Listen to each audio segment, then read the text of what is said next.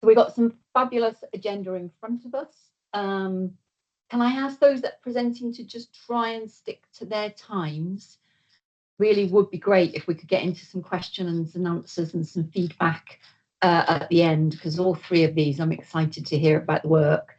So shall we kick off with the meal service and the scaling up of the Kaizen event that you had? Over to Claire and James and to Katie, if that's okay. Hi, Jenny. I don't know. Katie, do you want to start? We haven't practiced, Jenny. We'll be quick, though. So I'll introduce myself first. I'm Claire Place. I'm the lead nurse for the Professional Practice Standards and Safety team, and been working on this meal service scale up with Katie. Do you want to introduce yourself, Katie, and I'll do the next ones? Yep, thanks. I'm Katie. I'm an improvement specialist in the KPO team. Thanks. Next slide. Okay, so what was our current problem and challenge that we came in with? So J15, one of our SIM wards, came to the nutrition mission and shared their success of a mealtime service that they'd built during an RPIW week. And one of the nutrition mission's goals is to improve adherence to the protected and assisted mealtimes guidelines to ensure that all our patients are receiving nutritional care. Currently, across the trust, mealtime practices can vary across each ward, and that leads obviously to some inconsistencies in patient care. So as a result, some of our patients are not receiving the necessary support during meals, which obviously negatively impacts their nutrition and overall recovery. So given the positive outcomes that J15 shared, the nutrition mission asked that we implemented this across all ward areas.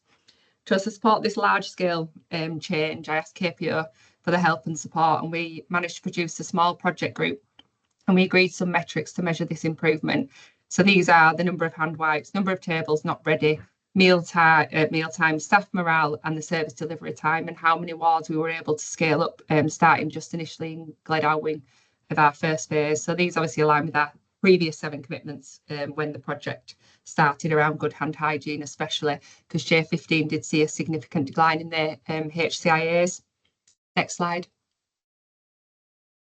Thanks, Claire. So I'm just going to talk a little bit about the actions that we took. So when the nutrition mission asked us to scale up this work, it was quite interesting to discover that we don't really have standard work for scaling up in KPO or in the trust, really. So it was a bit of a let's see, and its own PDSA in itself. So it's something that we definitely need to look into wider in the future. And there's been some really good learning from this. So we created a support team, and it's important to note that that's not a project team. So all the people that have supported this have done this in addition to their own work that they've been doing. So it's been quite difficult and quite hard to coordinate that. So we did all come together, create a rollout plan of which wards were going to be done at which time, figured out some daily presence of who was going to be available to go and support those wards, and then have a central location for all those documents using Loop. So using our our digital that's available to us. We then had daily huddles, so that's kind of taken from agile methodology a little bit, and a bit like the WAFIs that we do by having a daily huddle in the morning and the evening to troubleshoot if there's any issues, and then take that learning into the next day. So we decided that was what we were going to do, and we were going to go ahead with it. Prior to that week of scaling up that we'd identified, we did an information sharing session for staff and a bit of a Q&A, and Stacey from the comms team helped us out with starting to make a video around information sharing. And then it was for the senior nursing leaders in those areas to then go out and spread the word in their CSU and try and do a bit of that preparing the people. We created some standard work that you can see on the screen there, and then we've just been adapting our approach as we've been learning. Next slide, please. So it's been quite difficult, and early data was a little bit disappointing. The hand wipes we weren't seeing being used, and the tables not being prepared. So that first bit of getting the patient prepared prior to the food coming out wasn't happening. Staff morale dipped because we were bringing in a change, and there was a bit of resistance to that. All of these things we kind of expected, but it's disappointing when you're trying to do it and you're trying to pull bits from here and there. We did see some good data change to the lead time, so the lead time reduced, which is great because we're then sticking to protected meal times, and it means patients aren't off the ward when they there aren't delays getting patients off the ward for other things that need to have done and things like that. At this point, we'd got it to about 66% of Gledowing had been scaled up to those pilot wards. beyond that, I've not got the data for it at the minute. It's definitely looking more positive. There's a lot more of the compliance with those earlier steps. People are starting to embed it more, and the morale's definitely going up from the conversations we've been having on the wards. So it's going positively in the right direction. I've just not got the data to show that at the moment. Next slide, please. So what went well? The learning as we go. So although we could have spent a bit more time preparing, I don't think anything could have prepared us for the barriers that we encountered in that week. Everything that could came to try and wipe us out. There was a norovirus outbreak, so there was lots of wards closed due to norovirus. The blue boxes were late on one day. Someone from the team got norovirus, and then lots of other things going into diaries, operational pressures, and busyness. So that said, we've had some positive responses from the ward staff and housekeepers when we've gone and given that bit of respectful challenge to say if we're not doing the system as it was intended, then we're going to struggle to make improvement and understand where the problems are. And we've kind of given that permission to say, tell us if something's wrong. If it's not right, that's okay, but will you just give it a go? So that senior leadership and presence was really good, and those huddles have worked really well in helping get that scale up going, and that's helped us refine the way that we're going to look at scale ups in the future and how we're going to take this forward beyond here. Thanks. Next slide, please. Yeah, so that just leads into what we would do differently. As we said, we've been learning as we go. So one of the key learning, I think, as Kate's mentioned, it was a bit of a support team, and actually the importance of having a dedicated project team with allocated time for implementation would help, as we were currently trying to do all this work while balancing alongside our other roles. And then that led to a challenge in to be consistently present on the wards, and that ability to be able to provide that hands-on support, which then builds the trust, which is obviously key in implementing a smooth transition of change and then being able to embed it. Additionally, that point around a consistent leadership presence would be invaluable at the time. So as much as Kate has been absolutely crucial in playing a role in getting this out, it's like with the project team, the leadership and responsibilities with that additional workload, and therefore making it difficult for the leadership to always be attending catch-ups and be on the ward and supporting the team. And this at times has led to delays in the process. And then reflecting back, we do recognise that although the time taken to prepare, like Kate said, we couldn't have overcome some barriers, but preparing the leads of the areas a little bit longer would have helped give them that necessary understanding of the key principles that we were talking through, and also sharing their learning that we've seen challenges in other areas and sharing that across so they weren't making the same mistakes. So as Kate's mentioned, we've kind of built on that already and started developing a video which explains the principles, which explains the purpose, trying to get that engagement, and a slide pack which we will use moving into the next areas that we're going to. Next slide. So next steps then, so the next phase of implementation that we want to focus on is on J16 and J17, just to help them overcome some challenges that they've had to hopefully get them successfully implementing the meal times. We're also going to look at expanding to Beckett Wing, and that will then bring all our CSU sim wards on board, and then staff will obviously be able to work seamlessly across each ward area. Support's going to continue with the wards that have already started this work. As we say, we're early days in, and obviously change takes a bit of time to embed, so we need to continue that support and make it everyday practice. Additionally, we need to also explore how we extend this to an evening meal service. So although we've had some good success, it's been mainly focused on the lunchtime meal services, so we need to look at the evening as well. There'll be the nutrition mission there, and the nutrition hydration steering group is going to be our support mechanism moving forward, obviously our report governance group. And then, as Kate has mentioned, this was the first kind of time of a big scale up trust-wide. So we wanted to say this is kind of an opportunity to review and possibly develop that standard plan on how you would achieve a successful large scale improvement project next time. Next slide. So final slide, just to say there's lots of people that have been involved, potentially just missed a couple of people off, but from estates, facilities, nursing, AHPs, comms, and just not to miss off there, Dolph, our quality patient partner, who has given us a lot of time and had some really useful input to this work. So we really appreciate that. So in particular, want to say thanks to him. And James, who is on the call, but unfortunately wasn't able to present today, but he is here cheering us along. So thanks. That's the end of our report out. Absolutely phenomenal. I've got so much I want to ask you about that, but let's stick to our standard work. Let's go on to our other two presentations, and then we'll circle back round at the end, if that's okay, Claire and Katie. But that was absolutely brilliant. You've tackled quite a big task there, I would suggest. So well done. Okay, are we happy to move on then? Can I see Joanna? Yes. Hello, my name is Joanna Stephenson. I'm a senior sister on adult quick care.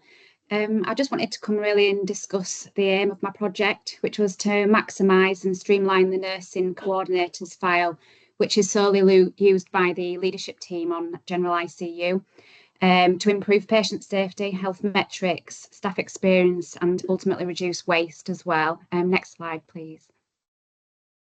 So I could see an opportunity to improve the intentional rounding, which was currently already in our old coordinators file, but try to reflect the changes that have been made to the health metrics audit process, and ultimately to provide that better patient safety assurance for us as leadership team.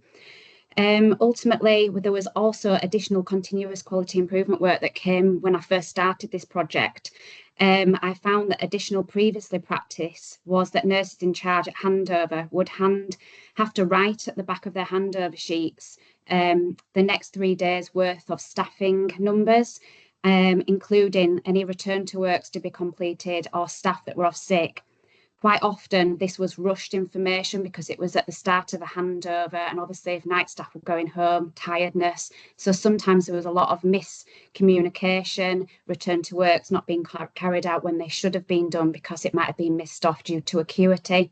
So this was a real clear potential staff experience improvement method here that we could really improve on. Equally, from a waste perspective, this information was being repeated up to 6 times a day. Staff were on earlys, lates, and then the night shift. So there was a real reduction in waste opportunity as well. So this links really closely to the trust commitment to the 7 Cs. Next slide, please. So I began by doing audit of current practice with our current intentional rounding document, the coordinator file, and I carried out a PDSA approach. I knew that with any change, I would need all my key stakeholders, which would be the leadership team, to engage. So I fully engaged them throughout in order for it to be successful. I began by integrating a visual bed plan to aid nurse allocation, and this has really been improved because we're not having now additional bed plans being printed out, so reducing on waste. I then categorised intentional rounding within the document, reflecting the changes in health metrics, and I formatted it into what paperwork was digital and paper. So time spent looking for paperwork was much quicker being completed. And then the biggest change was the template that's been created for weekly staffing. So at a glance now we can clearly see what staff numbers are like for the whole week. The staff members who are off sick, including has a form being completed and when they're next due in on shift, so that it would know when we're going to impact our numbers, and also for any return to works, what date and what shift they're in, so that that's completed on the first day. It was a continuous quality improvement, and actually we're still adapting even at this point in time, to be honest. I've got a leadership meeting on Monday and we'll go again for further review. Next slide, please. The outcomes, so we've seen an improvement in health metrics results with the improvement in the intentional rounding document. We've had completion rates of return to work being vastly improved. We can clearly see when the staff's first day back is at work, so staff are feeling more valued. The senior team can also see at a glance now when their staff members for their team have been in, and with such a large, over 60 members of staff within our team, we really have to be on board with when they've been off, so we can do wellbeing check-ins rapidly. Again, no additional bed plans are now being printed out, so we're saving a lot on paper wastage. And there's now a handover job list, which you might not be able to see clearly on the document, but essentially that's to allow for accountability. Sometimes jobs gets repeated, we don't know who's done what, but now we have an outcome section on the back of the form so we can see what's still outstanding and whether that's to do with equipment repairs or chasing up items. Next slide, please. So what went well? Intentional rounding has identified gaps in staff knowledge where we could do then targeted learning with the clinical education team, the leadership team, and any of our link nurses that can be on board with that. This allows for greater empowerment of our team members. leadership team has been collaborated with from the start, and I think this really was important because actually I needed everybody to engage with the change for it to be embraced. Equally, I've gained feedback throughout, and this is how I've then converted different sections. So the weekly staffing sections at the front of the coordinators file, it's green colour paper now, so it's improved a visual guide. And I've also ensured that there's been an availability of pencils and rubbers, so we can allow changes in staffing numbers to be made to the weekly staffing profile. So there's been quite a lot of change there. Next slide, please. What would I do differently if essential rounding could be digitalised? The current feedback is that the leadership team do prefer this to be paper currently due to the mix of paper and PPM documentation and the fluidity of our patient movement. It just allows us to see even things for RCA, for infections where patients have been moved to within our bed base, because ward 6 and 7 are not fully joined at the moment. They've got a corridor between. Thank you. Joanna, that was absolutely fabulous. Again, I could chat to you for the next half an hour over all sorts that's been done in there. I love the initiative that you've taken, and just the practical improvement is just shining through, which is fabulous. Let's do our third presentation or report out, and then we will have time to circle back round, won't we? So, Kirsty, have we got you on the call? Yes, I can see you. Your ward level improvement project. Thank you. My name is Kirsty Walsh. I'm a junior sister on ward J8.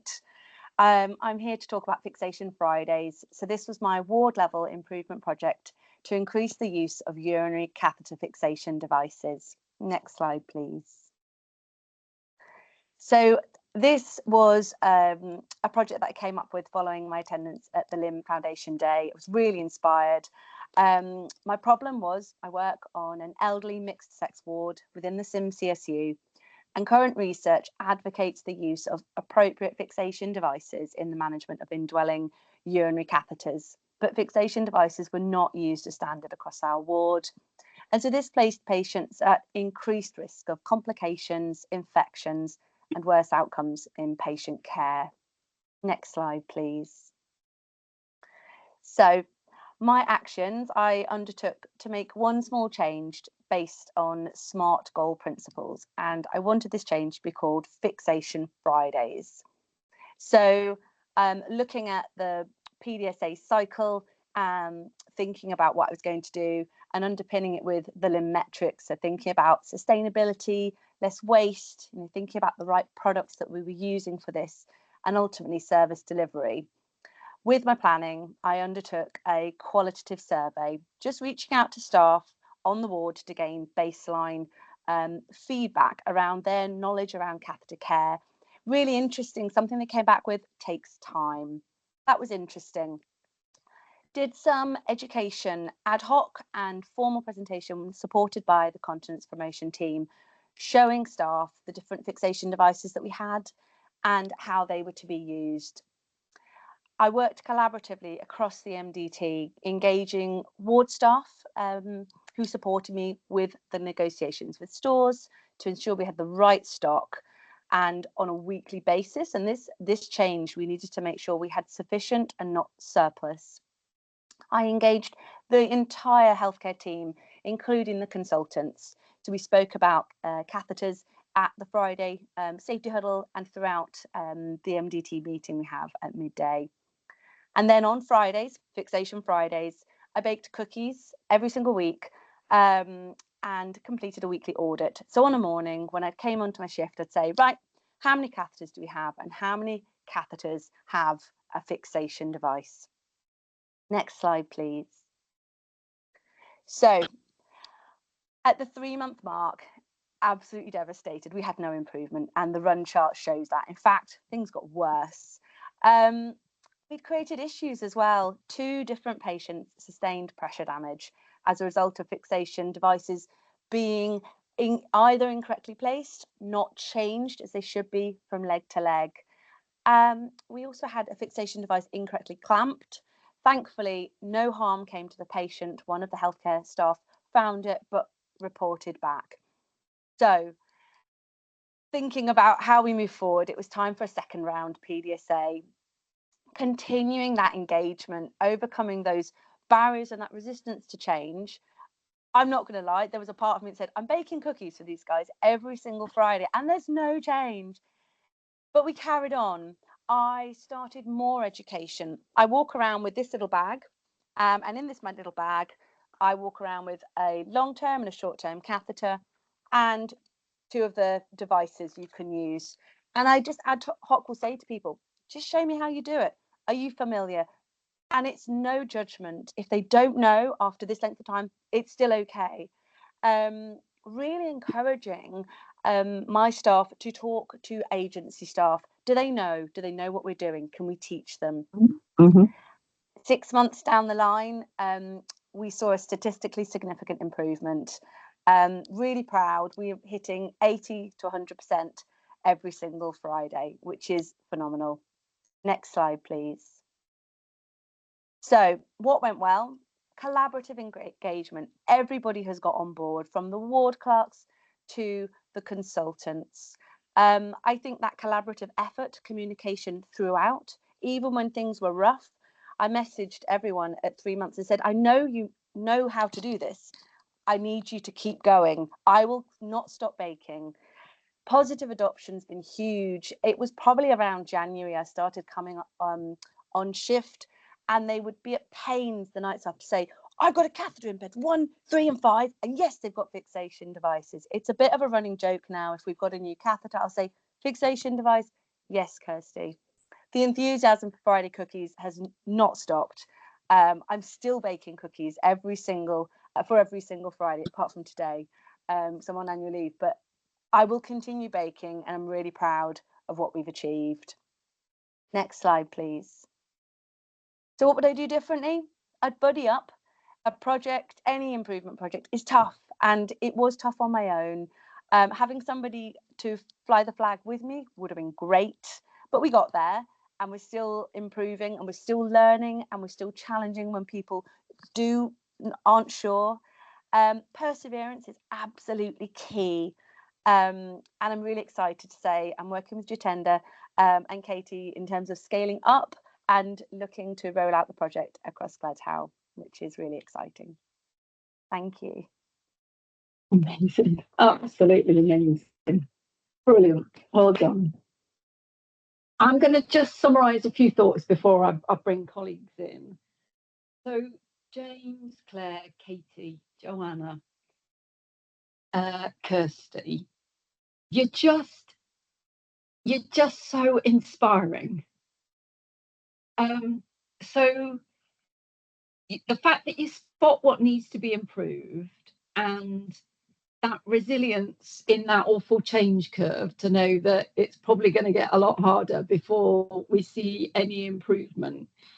But your budget and your optimism and your determination to sort of make the change happen because of the benefits to staff.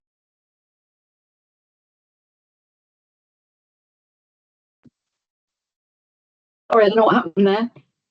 I was going to say is very, very, very inspiring. I've had a really difficult week, and you have just completely and utterly turned that around. So thank you.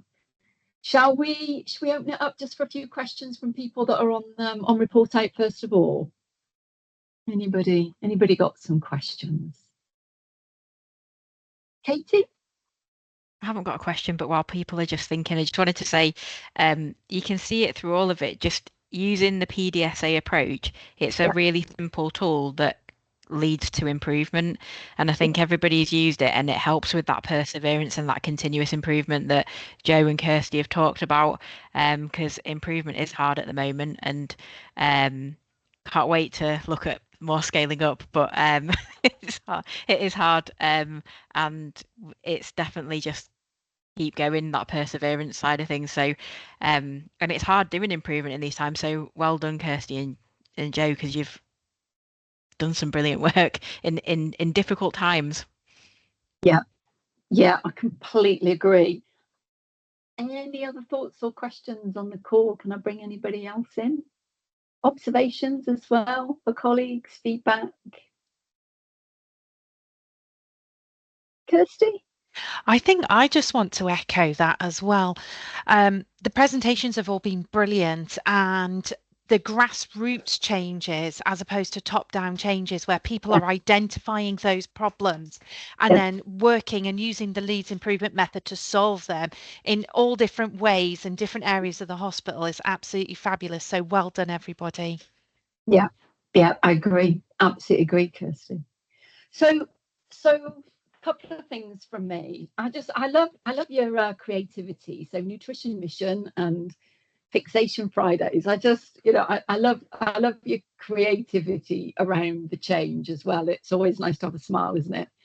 And the I really like, Kirsty, your point about you went on the training and it really excited you, because it really excited me 7 years ago. And it just is a fabulous way of being able to see the improvement. And every time I get out onto the Gemba with my team, it's just, we're here to improve patient care, aren't we? And to do that through helping staff in the best way that we can. It's so rewarding when you see when that happens, noting, I know, how difficult making changes at the minute. A bit of a question, I guess, for KPO colleagues. I was thinking, oh my days. I remember when I was working with the outpatients, big RPIW work. This is 6-7 years ago now, folks. And we were saying exactly the same. How do we scale up? So we'd seen some lovely improvements, but how do we scale up across all of our outpatients? That felt. So I wondered, Katie, whether some of what you're beginning to learn through your scaling up, whether the KPO can sort of start anchoring that as a bit of a starting point for how we scale up, because that does feel like one of the things that we could really benefit from at the minute, doesn't it? But it's really hard, I know. If you're not the one that's spotted the issue and got excited about trying to change it and then seeing the benefit of changing it, it's quite hard to lift and shift that excitement to somewhere else, isn't it? So anything that we can sort of keep putting into the KPO's advice and capability, I think would be brilliant, really good. What do you think? Yeah, definitely. I think I was speaking to someone the other day about this at a research forum, and we were talking about how there is across the organisation, people have tried to scale up work and it's been really difficult. And I think that's where KPO perhaps don't get seen as much, because we do the initial stuff and then it kind of drops off because people get to 90 days and we don't then scale up. So I think there's a lot more we can do with that, definitely, and create some standard work. But I think we need to look evidence-based, sort of what's best practice in other areas. Have other people done it well, and why have we not done it, and the learning from other projects that have been going on. So definitely I think that's something we need to focus on in KPO and get a standard for the organisation. Yeah, brilliant. And Joanna, I just liked everything that was practical about your improvement work as well. So all of that sort of visual improvement, and that bit about how do we make sure we don't lose the person in the fact that we've got a big team of 60 people. So we talk about putting patients at the heart of patient-centered care. We've got to put our staff at the heart of patient-centered care. But it is so hard, isn't it, when your skill mix and your shifts are just constantly changing. So I love the work that you've done there. That said about the buddy. Was it you, Kirsty? Yeah. I remember a report out. This will be. I remember if it was pre or post COVID now, but it was 2 colleagues who'd done Lean for Leaders, the course as it was known then, and they were from Jeffrey Giles Theatre, and they deliberately did they came on the training together, and they deliberately did their training and their project together. And again, I just wondered whether we might want to think about whether we share that a little bit more widely from the KPO about a methodology, because they were really clear one, they were very different. Two, they sort of they brought the learning from the improvement method in quite different ways, and they kept each other going. So we might want to just pick that up a little bit more, mightn't we, and just say this is entirely possible if you want to come and do it together. Great Definitely. idea. Brilliant. Well, you've made my week. You've absolutely made my week. You've, of course, absolutely improved patient care, and improved staff experience. So what a win, hey, all round. What a fabulous report out. Well done. And Kirsty, thank you. Go and enjoy your day off. I'm going to close report out there unless anybody else has got anything else to add. No? Brilliant. Good to see you all. Thank you. Thanks.